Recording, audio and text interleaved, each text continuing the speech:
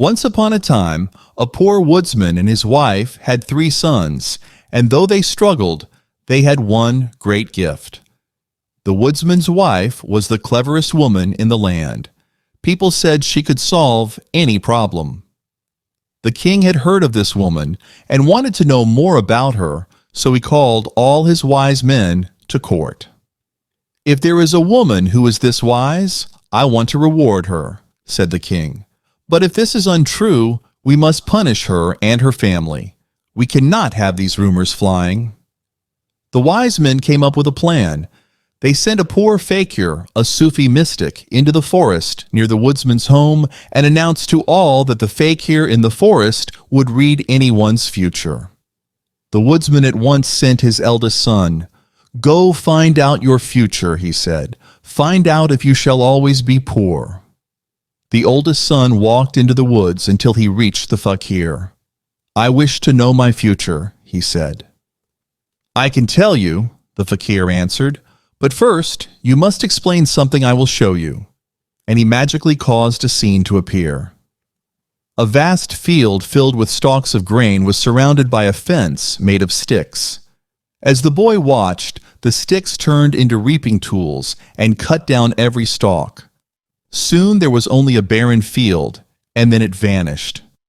"What does this mean?" the fakir asked the first son. "It means nothing," said the young man. "It is only magic." "Now I can tell your future," the fakir said. "You are destined to be stone."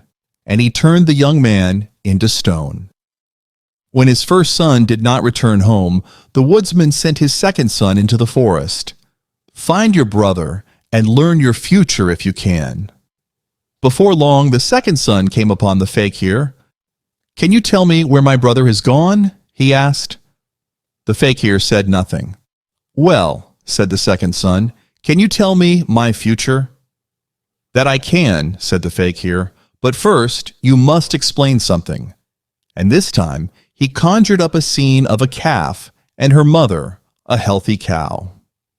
But the calf was not drinking from her mother. Rather, the cow was drinking milk from her calf. Then the scene magically vanished. "Explain this scene," the fakir said. "It's meaningless," said the second son. "I know your future," said the fakir, and he turned the second son to stone. At last, the woodsman sent his youngest son into the woods. When he reached the praying man, the boy asked for his brothers, but the fakir did not say a word. The boy looked at the 2 stones, and after a moment of silence, he asked, "I wonder, can you tell me my future?" "That I can," said the fakir, "but first explain what you're about to see." And he magically revealed an old man carrying a huge load of wood. Still, the old man walked along, bending to pick up every stick he saw. Then, just as quickly, this scene vanished, and the fakir said, "Tell me, what does this mean?" "Nothing," said the third son, and he too was turned to stone. Worried for his son's well-being, the woodsman at last ventured into the woods, and when he reached the fakir, he said, "I am looking for my sons. We all wish to know our future." "I can tell you," said the fakir, "but first tell me what this means." And he revealed a scene of a large, overflowing pond, spilling water into smaller ponds surrounding it. Soon the largest pond was dry, and the scene disappeared. "What does this mean?" asked the fakir. "Who knows?" said the woodsman, and naturally the fakir turned him to stone. Now the woodsman's wife walked into the woods to find her family, and before long she came upon the fakir. "Have you seen my husband and my sons?" she asked. "I am searching for them. They came here to ask you about their future." "I silenced them," said the fakir. "Rumors of your cleverness have caused too much talk among people. If you are as clever as you claim, you would find them." "I see them," said the woman, and she pointed to the stones. "You have turned them to stone. Why would you mistreat those who have made no trouble?" "They could not answer my riddles," said the fakir, "but if you can, I shall return them to you." "I shall try," said the woodsman's wife, and the fakir called up the scene of the stalks of grain and fence of sticks. Again, those sticks turned into reaping tools and cut down the grain. The woodsman's wife smiled. This is about a person asked to look after money.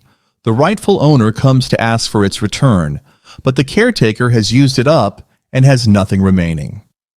She finished speaking, and her eldest son reappeared. Then the fakir conjured up the cow and calf, and the woodsman's wife smiled again. This reminds me of a lazy woman who lives off her child, she said, like a neighbor of ours. And the second boy reappeared. The fakir revealed the old man carrying a load of wood.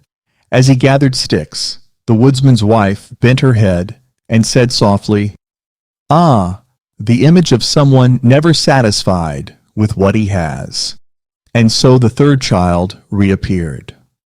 "One last riddle," said the fakir, and he called up the pond, emptying its water into the smaller ponds around it until it was completely dry. The woman sighed. Sadly, this is the way of the world. Often one person gives all that she has and receives nothing in return until she is empty and has nothing more to offer. And the woman's husband reappeared. Now the fakir said, "I can foretell something more of the future. If you had failed to answer my riddles, 5 stones would be standing here, 5 stones upon which future woodsmen would sharpen their axes. But the king will be pleased to know that such a clever woman lives in our land, and so he shall reward you." When the king learned that the woodsman's wife was clever indeed, he sent her a big bag of gold. The family lived happily ever after, grateful to their king for his reward, but most grateful all to the cleverest woman in the land.